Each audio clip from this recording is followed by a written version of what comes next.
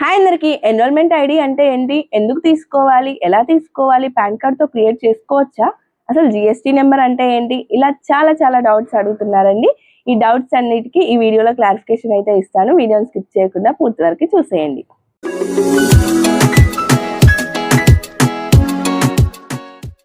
First GST number గురించి తెలుసుకుందాం. GST అంటే ఇండియాలో మీరు ఒక బిజినెస్ చేస్తున్నారు అంటే గవర్నమెంట్కి ట్యాక్స్ పే చేయాలి. సో ట్యాక్స్ పే చేయాలి అంటే మీరు జిఎస్టీ నెంబర్ తీసుకోవాలి. జిఎస్టీ అంటే గూడ్స్ అండ్ సర్వీసెస్ ట్యాక్స్. మీరు లీగల్గా ఏ బిజినెస్ చేయాలి అన్నా జిఎస్టీ తీసుకోవాల్సిందే. సో మీకు ఇప్పుడు అర్థమైంది కదా.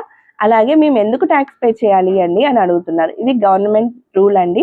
మీరు ఇండియాలో ఏ ప్రోడక్ట్ని బై చేసినా సెల్ చేసినా మీరైతే ట్యాక్స్ పే చేయాల్సిందే. సో ఎన్రోల్మెంట్ ఐడి అంటే మీరు జిఎస్టీకి అప్లై చేసుకుంటారు కదా, అప్పుడు మీకు ఇచ్చే రిజిస్ట్రేషన్ నెంబర్. సో ఆ నెంబర్ని ఎన్రోల్మెంట్ ఐడి అంటారు. ఇప్పుడు మీకు ఎన్రోల్మెంట్ ఐడి అంటే కూడా అర్థమైంది కదా.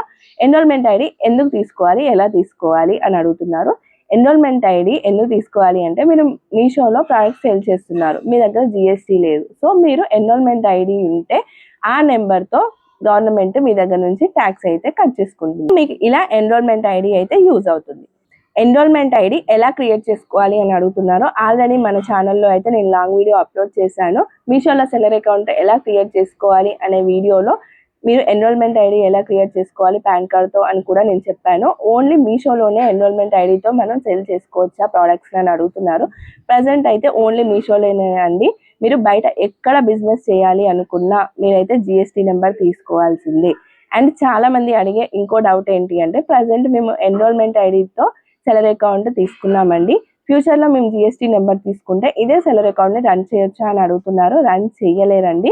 మీరు ఇంకో సెల్లర్ అకౌంట్ అయితే తీసుకోవాల్సి ఉంటుంది. వేరే మొబైల్ నెంబర్తో జిఎస్టీ నెంబర్ ఇచ్చి వేరే సెల్లర్ అకౌంట్ అయితే తీసుకొని మీరు బిజినెస్ చేసుకోవచ్చు. అన్ని డౌట్స్ అయితే క్లారిఫై అయ్యాయని అనుకుంటున్నాను. ఈ వీడియో మీకు ఏమాత్రం ఇన్ఫర్మేటివ్గా అనిపించినా వెళ్ళేప్పుడు హై బటన్ ప్రెస్ చేసి వెళ్ళండి. అలాగే మన ఛానల్కి ఫస్ట్ టైం వచ్చినట్లయితే like, share and subscribe. Bye bye.